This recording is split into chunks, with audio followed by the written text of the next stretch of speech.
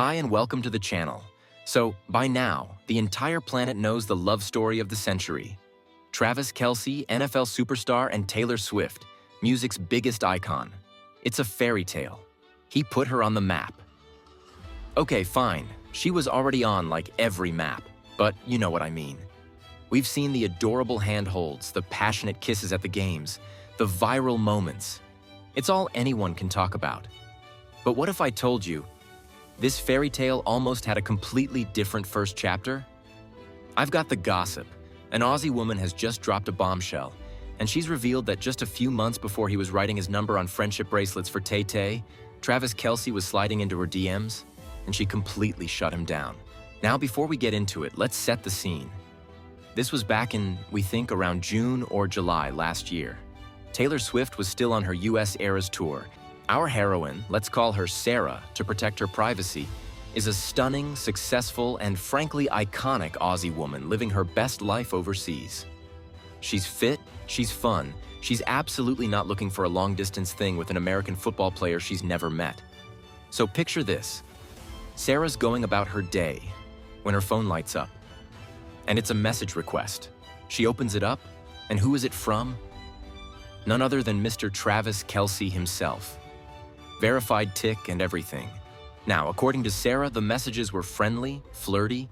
He was clearly making a move, complimenting her, trying to start a conversation. But here's where our Aussie queen earns her crown. Instead of being swept off her feet by the fame and the attention, she was whelmed, not overwhelmed.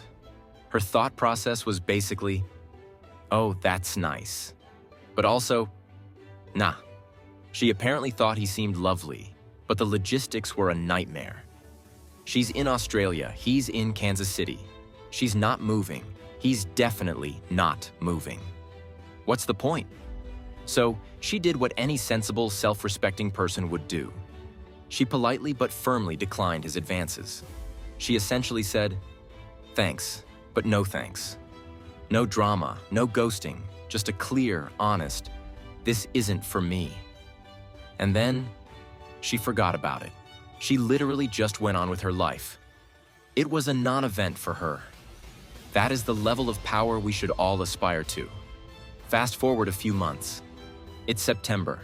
Travis Kelce goes on his New Heights podcast with his brother Jason and talks about how he tried to give Taylor Swift a friendship bracelet with his number on it at her Eras Tour show and failed. And then, the news breaks. Travis and Taylor are dating. And it's a global phenomenon. Every date, every game, every look is analyzed by the entire world.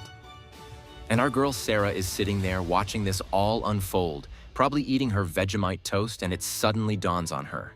That's the same guy I politely rejected in my DMs a few months ago. The man she gently let down because a long-distance thing was too hard is now flying on private jets across the world to see the biggest pop star on the planet. The logistics she thought were impossible were clearly not a problem for the right person. But here's the thing, and this is the best part. She has zero regrets. None. According to her, she's absolutely stoked for them. She thinks they're a gorgeous couple and their story is amazing. And this, my friends, is the ultimate power move. She isn't bitter. She isn't trying to clout chase. She's just casually mentioned this insane story to friends, and it's finally gotten out. She didn't say no to Travis Kelce because he wasn't good enough.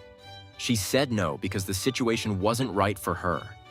It just goes to show that timing and the right person are absolutely everything.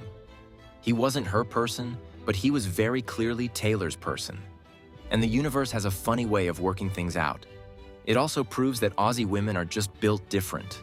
We're pragmatic, we're honest, and we're not easily impressed by fame. If the vibe isn't right, the vibe isn't right, even if you're a future Super Bowl champ.